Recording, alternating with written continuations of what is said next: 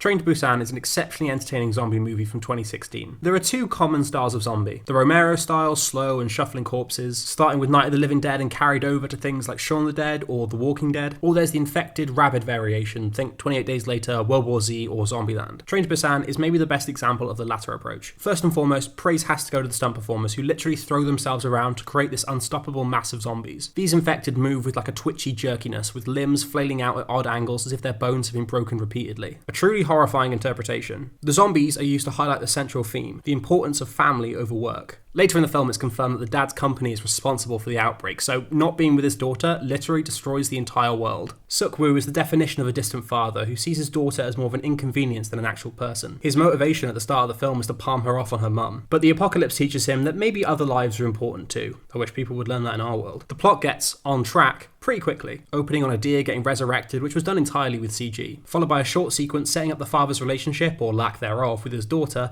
and then they're on the train. Incidentally, this silent, out-of-focus kill is so nicely done. I love that the whole thing starts with just one infected person getting on the train, and it devolves into a tidal wave of chaos. The film feels incredibly hopeless, as almost every character dies in a horrible fashion, being swarmed by attackers and then becoming one of them. If you're being chased, you're most likely not going to survive, unless you're Dong-seok as Yoon Sang-hwa, in which case you can outrun zombies, punch them in the face, and be the best father in the world. How often do you see a character boxing zombies and surviving? Obviously, he's there to show Suk-woo how to be a great dad, so it makes sense that he has to die, as is tradition with the mentor archetype, but damn does it hurt. And actually, side note, he was totally wasted in the Eternals. He should be the biggest movie star in the world. My only slight complaint is how evil the businessman is. Like, it is intentional how much of a prick he is. He represents a worst case scenario for Suk-woo, and I love an anti-capitalist message, but he's cruel to the point of it not really even being beneficial to him or his survival, and that in turn makes him slightly cartoony because his actions don't feel justified. But it does work thematically as greed being a destructive force, and if they wanted to make a hateable villain, then they definitely succeeded. Also, the old woman who wants to kill herself just lets all the zombies in. I think this is meant to be her judgment on these people not deserving to live. They've already gone too far, whether she lets the zombies in or not, but it's still a massive dick move. The train setting is used to its full capacity. The characters run through the carriages, get trapped in a toilet, have to climb through the baggage rail. There's a great chase through the platform as everyone tries to get back on the train,